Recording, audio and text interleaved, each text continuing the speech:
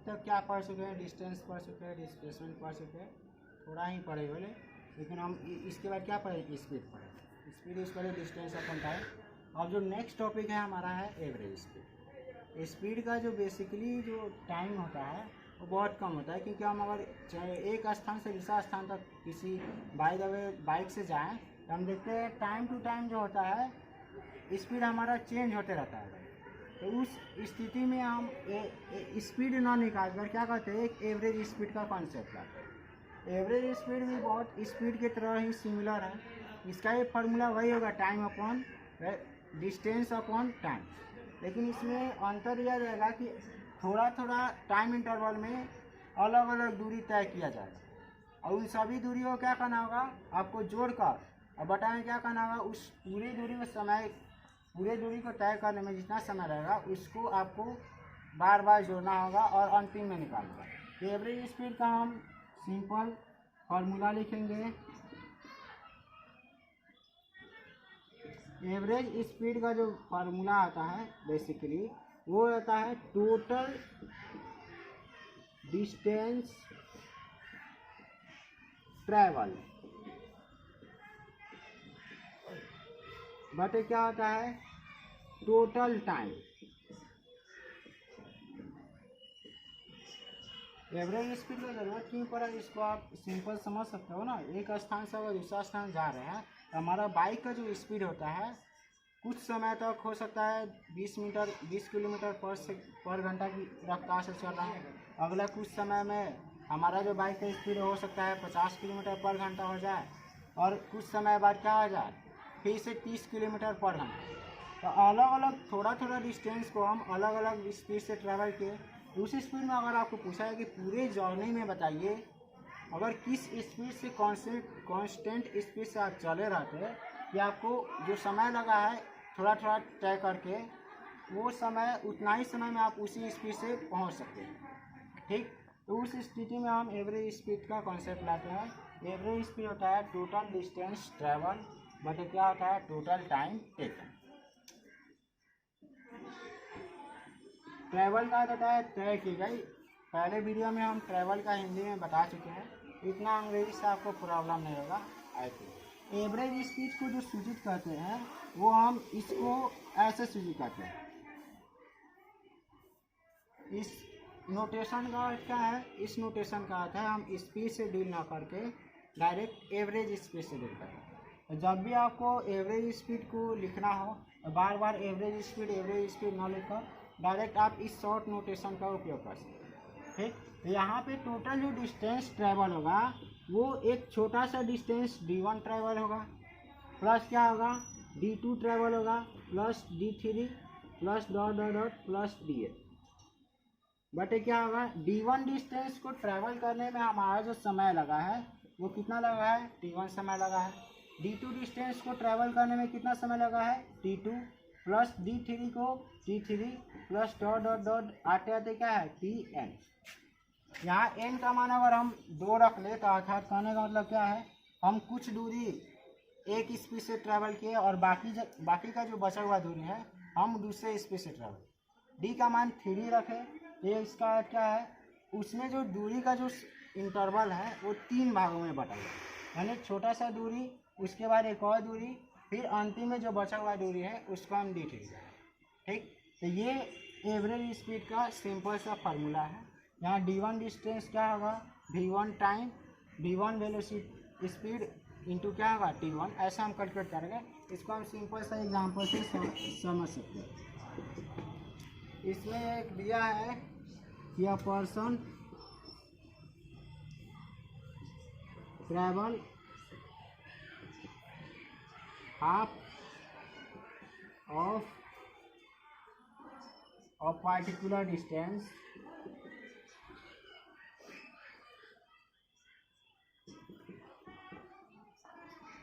और वो particular distance कितना है, मान ले रहे हैं 120 मीटर, ठीक।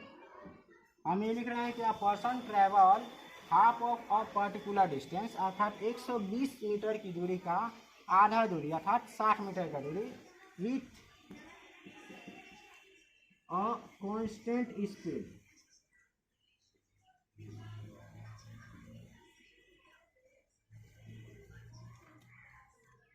विथ अ कांस्टेंट स्पीड कितना आ जाएगा आपको 20 मीटर पर सेकेंड एंड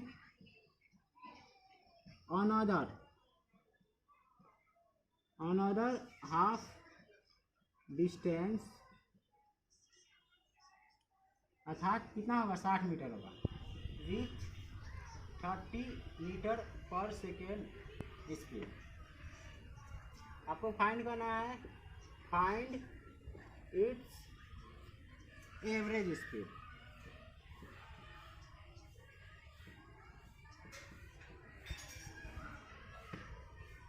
इसको हिंदी में लिखना चाहे तो क्या लिखा है a person travel half of a particular distance अर्थात 120 मीटर की जो निश्चित दूरी है इसका आधा दूरी कितना 60 मीटर का दूरी जो है हम बाइक से 20 मीटर पर सेकेंड की रफ्तार से तय करें और जो बचा हुआ आधा डिस्टेंस है अर्थात 60 मीटर उसको कितना बाइक की रफ्तार से तय करते हैं 30 मीटर पर सेकेंड के साथ। तो हमें पूछा क्या गया है हमें एवरेज स्पीड पूछा गया। इसको हम हिंदी में लिखना चाहें तो कैसे लिखेंगे एक निश्चित दूरी और वो निश्चित दूरी कितनी है 120 मीटर है के आधे दूरी को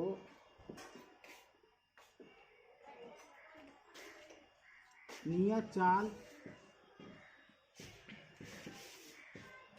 30 मीटर पर सेकेंड से तय करता है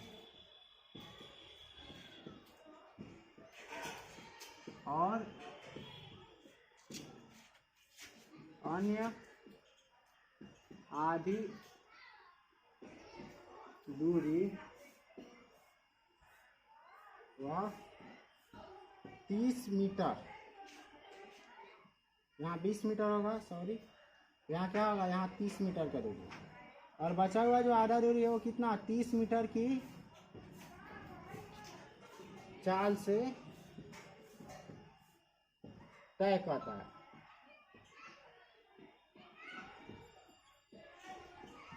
तो हमें क्या ज्ञात करना है इसकी औसत चाल ज्ञात करो।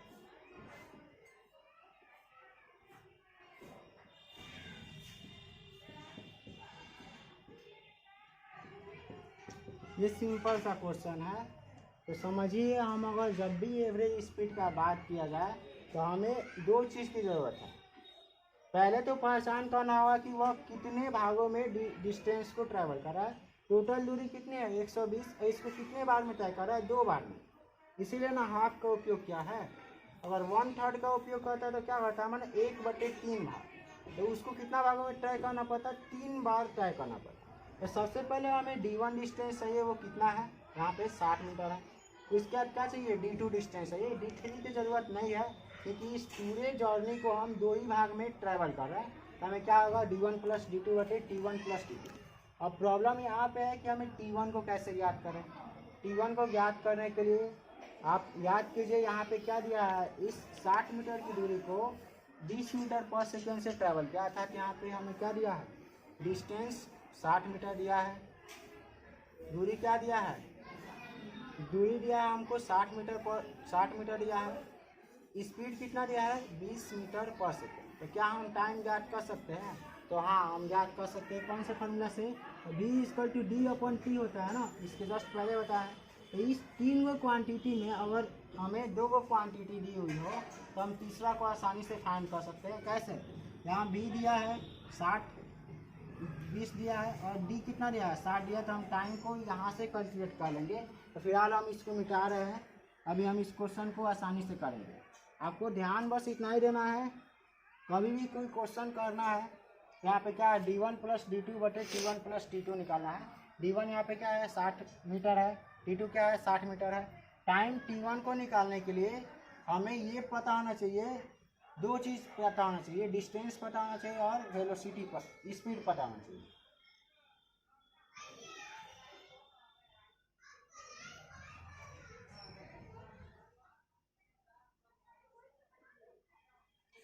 चाहें तो हम क्या लिखेंगे यहाँ पे हम लिखेंगे एवरेज स्पीड, इसलिए हम पहले देखेंगे क्या है गिवन क्या है। इसको बेसिक से करना चाहे तो क्या होगा, हाफ डिस्टेंस। फर्स्ट लिख दे, फर्स्ट हाफ डिस्टेंस क्या होगा, इसको हम मान लेंगे d1, इसका मान कितना होगा 120 मीटर बटे 2, इसका क्या होगा 60 मीटर। सेकेंड हाफ डिस्टेंस कितना होगा,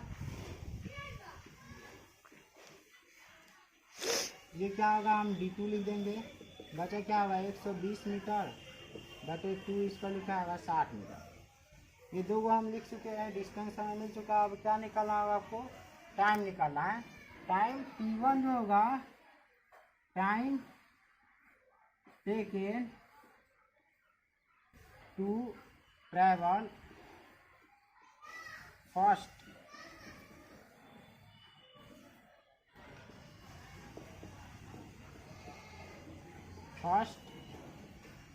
हाफ डिस्टेंस। इसको हिंदी में लिखना चाहिए तो प्रथम फर्स्ट आधे दूरी को तय करने में लगा समय। इसको हम क्या लिखेंगे, इसको हम लिखेंगे t1। याद कीजिए ये जो हम रिलेशन जा रहा है d इक्वल कितना होता है, d/t होता है ना, तो d1 इक्वल क्या होगा d1 बटे t1। t1 यहाँ से क्या आ जाएगा d1 बटे d1 आ जाएगा। यहाँ से t1 इक्वल लिख सकते हैं d1/v1। d1 का मान कितना दिया है, तो d1 का मान हम यहाँ से देख सकते हैं कितना दिया है 60 मीटर दिया, और v1 का मान कितना दिया है। तो v1 का मान हम ज्ञात करने के लिए पहले ये पता होना चाहिए कि जो फर्स्ट हाफ इंटरवल ऑफ जो लेंथ है उसको तय करने में हम किस स्पीड से तय कर रहे हैं। तो हमारा क्या मिला है 20 मीटर पर सेकेंड। तो यहाँ क्या लिखेंगे v1 के जगह हम लिखेंगे 20 मीटर पर सेकेंड, इसका जो क्या होगा 30 सेकेंड। तो हमें क्या मिल चुका है, देखो एवरेज के लिए क्या चाहिए d1 प्लस d2 वो हमें मिल चुका है, बट क्या चाहिए t1 प्लस t2। t1 को चाहने के लिए हमें क्या चाहिए, डिस्टेंस d1 चाहिए और वेलोसिटी अर्थात स्पीड चाहिए। तो स्पीड हम यहाँ पे देख ही चुके हैं 20 मीटर पर सेकेंड दिया है। उसके बाद t2 निकालने के लिए क्या है, second half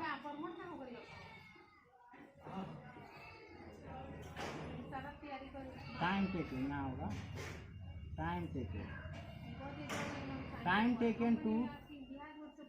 taken to travel second half distance, जो क्या लिखेंगे t2 लिखेंगे।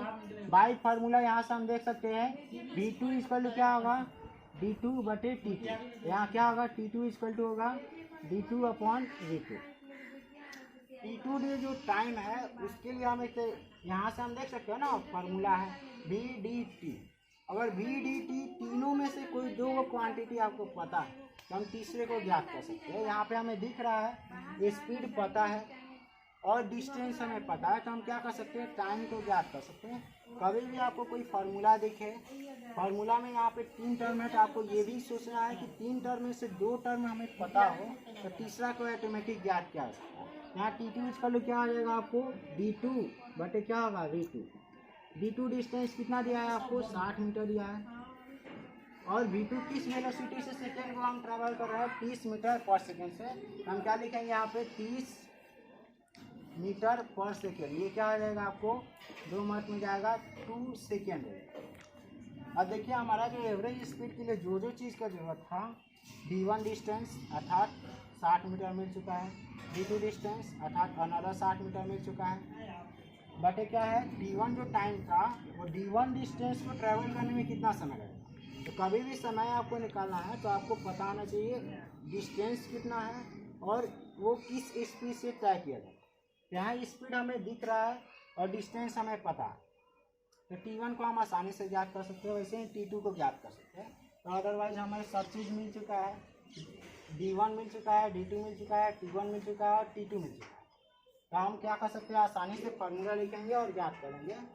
पहले ही हम बता चुके थे अगर स्पीड फाइंड करना है तो हमें स्पीड पे ध्यान नहीं देना है, किस बात पे ध्यान देना है, डिस्टेंस और टाइम पे। वैसे ही अगर हमें टाइम प्राप्त करना है तो हमें टाइम पे ध्यान नहीं देना है, हमें ध्यान देना है डिस्टेंस, और उस डिस्टेंस को ट्रेवल किस स्पीड के साथ किया जाता है। यहाँ पे हम बाई फार्मूला लिख सकते हैं एवरेज स्पीड। एवरेज स्पीड को क्या लिखेंगे, शॉर्ट नोटेशन में ऐसे हम सूचित करते हैं ये क्या होगा आपको, d1 distance plus d2 distance. दो वो ही डिस्टेंस क्यों नहीं है, क्योंकि हमारा टोटल डिस्टेंस कितना था 120 मीटर, और इसको दो भागों में ट्रैवल किया गया, अर्थात पहला हाफ डिस्टेंस d1 प्लस क्या है सेकेंड हाफ डिस्टेंस d2 से, इसलिए हमें दो वो ही लेना है। उसके बाद क्या लिखना है आपको, t1 टाइम प्लस क्या लिखना है t2 टाइम। d1 डिस्टेंस का मान कितना है, ऊपर से आप देख सकते हैं 60 मीटर है, d2 डिस्टेंस क्या है 60 मीटर है, टाइम t1 क्या है, तो d1 डिस्टेंस को ट्रैवल करने में लगा समय, यहाँ पे हम लिख चुके हैं time taken to travel first half distance, अर्थात t1 इक्वल टू क्या होगा d1 अपॉन d1। पहले बता चुके हैं ना, अगर हमें टाइम कैलकुलेट करना है तो टाइम पे ध्यान नहीं देना है, डिस्टेंस और स्पीड पे ध्यान देना है। वेलोसिटी स्पीड प्राप्त करना है तो क्या करना है, स्पीड पे ध्यान नहीं देना है, हमें डिस्टेंस और टाइम पे ध्यान देना है। वैसे अगर उल्टा खाए तो डिस्टेंस पे, अगर डिस्टेंस को कैलकुलेट करना हो तो हमें डिस्टेंस पे ध्यान ना देकर क्या ध्यान देना है, वेलोसिटी अर्थात स्पीड, और उस स्पीड को कितना टाइम ट्रैवल किया जाए, v और t को ध्यान देना है। चलिए हम यहाँ लिख सकते हैं t1 का मान कितना है 3 सेकेंड, और t2 का मान कितना है 2 सेकेंड। ये कितना होगा 120 मीटर बटे 3 सेकेंड प्लस 2 सेकेंड कितना होता है 5 सेकेंड होगा।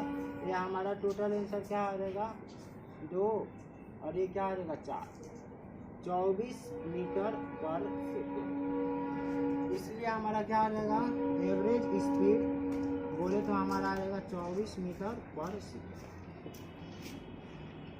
तो इस क्वेश्चन को करने पर हम यही बात सीखे हुए हैं, कभी भी हम अगर एवरेज स्पीड याद करना है तो हमारा फोकस जो है एवरेज स्पीड पे नहीं रहना चाहिए। सबसे पहले क्वेश्चन को आसानी से पढ़िए, और उसको जो जो दिया है उसको सिंपल लैंग्वेज के रूप में या अपने लैंग्वेज के रूप में भी आप लिख सकते हैं। पहले देखना होगा कि टोटल डिस्टेंस कहाँ से कहाँ के बीच में पूछ रहा है, और उस टोटल डिस्टेंस को अलग अलग भागों में वो ट्रैवल किया है, तो आपको d1 डिस्टेंस प्राप्त करना है, फिर से d2 डिस्टेंस प्राप्त करना है, फिर से d3, ऐसे जितना पार्ट में उसको ट्रैवल किया जाएगा उतना आपको लिखना। उसके बाद हमारा जो काम होगा वो d1 डिस्टेंस को ट्रैवल करने में क्या है, कितना समय लिया गया है, इसको ज्ञात करना है।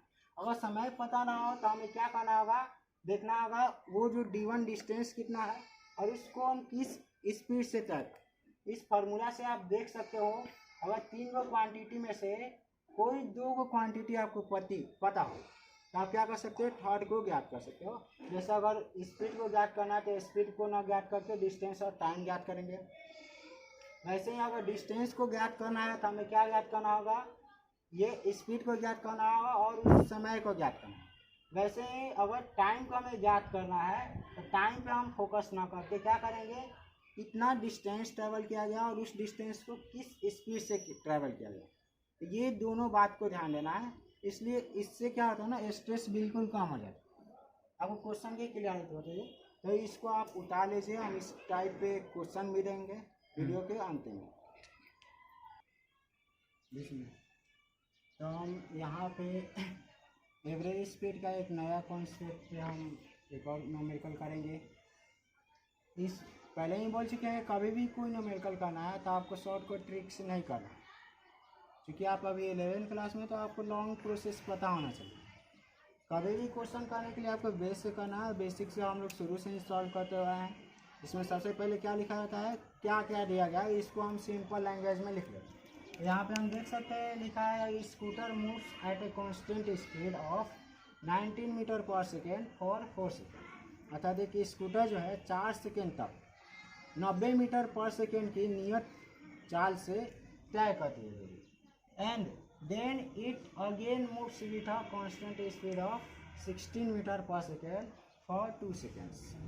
और ये बोला है कि आगे का जो 2 सेकेंड तक ये किस स्पीड से चल रही है, तो 60 मीटर पर सेकेंड की स्पीड से। तो आपको क्या करना है, तो then calculate its average speed. यहाँ भी देखिए, यहाँ जो भी दूरी है वो 2 इंटरवल में तय की। यहाँ पे हमें क्या निकालना होगा, सबसे पहले D1 डिस्टेंस निकालना होगा।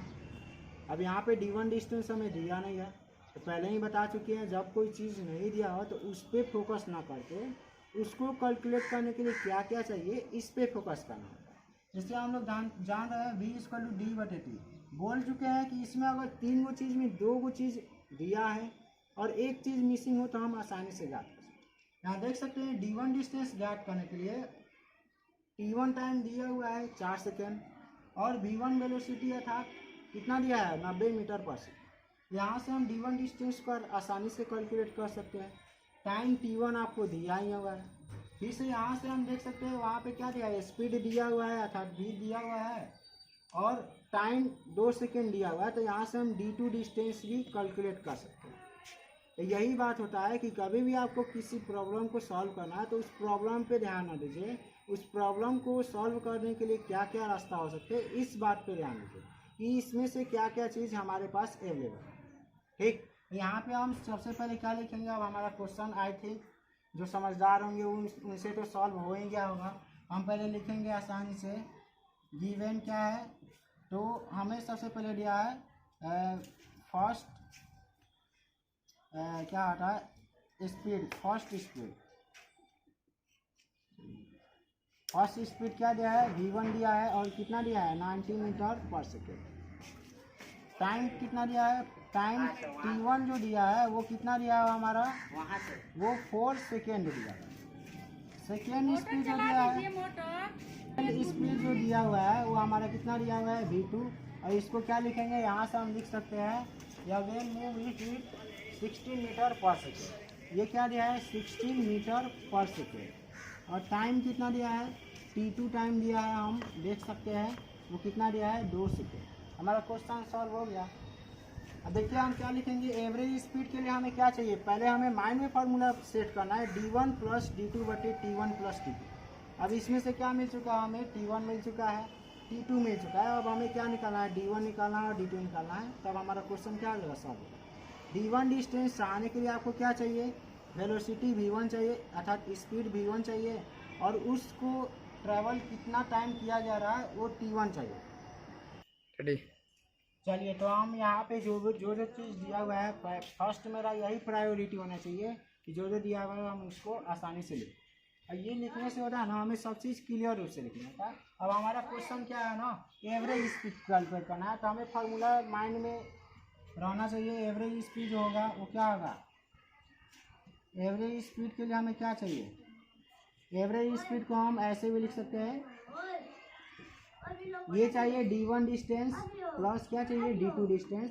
यहाँ 2 ही डिस्टेंस इसलिए करें क्योंकि इस टाइम इंटरवल में 2 को टाइम इंटरवल है, इसी में डिस्टेंस चाहिए। अपन क्या चाहिए आपको, T1 चाहिए प्लस क्या चाहिए T2 चाहिए। यहाँ पे हम डायरेक्ट D1 डिस्टेंस को क्या लिख सकते हैं, बाई फार्मूला B = D/T। यहाँ से हम क्या लिख सकते हैं, D = V×T।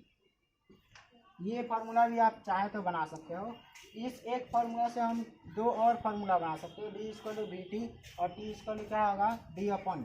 यहाँ पे हम लिख सकते हैं D1 डिस्टेंस को क्या लिख सकते हैं, V1 गुना क्या लिख सकते हैं T1 प्लस क्या होगा V2 गुना T2। ध्यान दीजिए वही बटा क्या है T1 + T2। अब क्या है, हमें V1 दिया हुआ है, D2 दिया हुआ है, T1 दिया हुआ है, T2 दिया है, तो हम आसानी से इसका मान यहाँ पे पुट करेंगे। V1 का मान दिया आपको 19 और T1 का मान कितना दिया हुआ आपको T1 का मान दिया है 4 प्लस V2 का मान कितना दिया हुआ है 16 गुना कितना हो जाएगा आपको 2 हो जाएगा, अपन क्या होगा 4 + 2। यहाँ पे ये सभी चीज़ SI यूनिट में है, तो इसलिए हमें यहाँ पे यूनिट अंतिम में लिखने की ज़रूरत है। वो एवरेज स्पीड की यूनिट भी वही होगी जो स्पीड की यूनिट होगी, क्योंकि इसका भी यूनिट में आएगा टोटल डिस्टेंस अर्थात मीटर और टोटल टाइम टेकन अर्थात सेकेंड। तो अंतिम में हम इसको लिख देंगे। यहाँ पे आप देख सकते हैं 90 से कितना होता है 360 प्लस 4 गुना क्या आता है 120 प्लस 4 गुना कितना होता है 6। हम इसको जोड़ेंगे तो क्या आएगा, ये 480 आएगा और 6 से ये आ जाएगा 480 बटे क्या होगा 6 मीटर पर सेकेंड।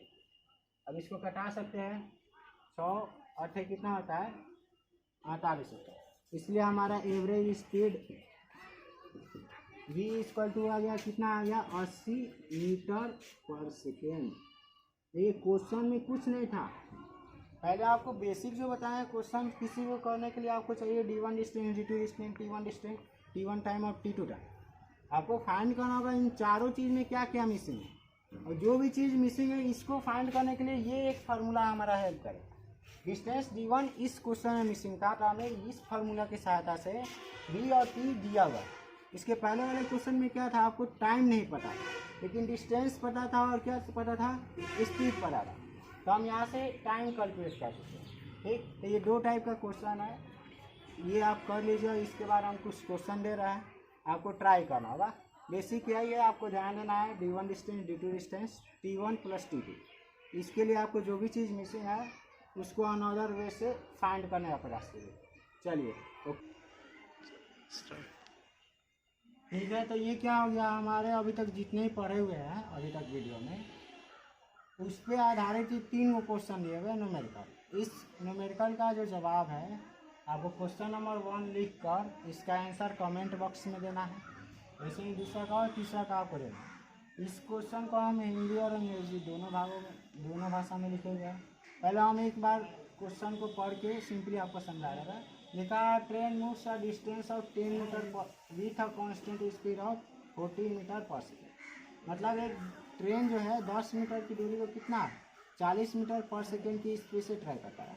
यहाँ देखिए डिस्टेंस दिया हुआ है और स्पीड दिया हुआ है, तो इसका अर्थ ये क्या है, हमें ऑटोमेटिकली इसमें टाइम कितना लगा है इसको ज्ञात कर सकते हैं।